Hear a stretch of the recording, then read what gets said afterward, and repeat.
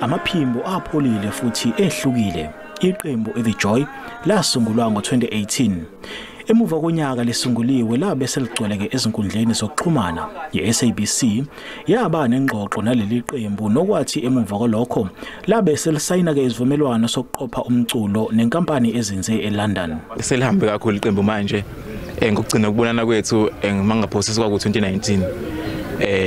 Emva kokuthi sibonane nawe ngizothi inhlanhla zavuleka kakhulu because sathola ukunothiswa abantu bangale emazweni aphesheya.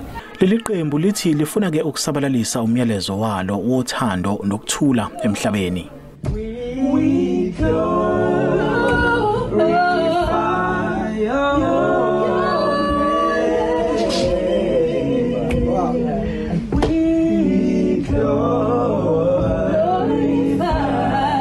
Iqembu ke lisanda ke kuphuthula umsebenzi wokuqopha izingoma zalo eLondon.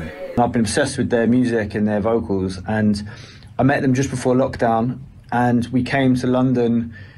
They came to London for the first time after 3 years waiting to try and get them here, and finally we're here. They've recorded probably about 10 songs in the UK in our studios. Leliqembu labaculi baseHammarsdale lithi ke lizimisele ukuzakhela igama emkhakheni wezomculo. Abalandeli balo ke bangalindela ukukhishwa kwezingoma ezintsha sha uma nje kuqala unyaka ozayo. Noma ngabe izindle zodaka, noma ngabe izindle zodaka, wemntana kusekhaya la, kusekhaya la,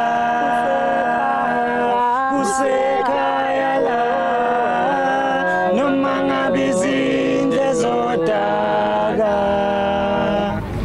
NginguSimpiwe Makhanya wezindaba zeSABC ngiseHammarsdale.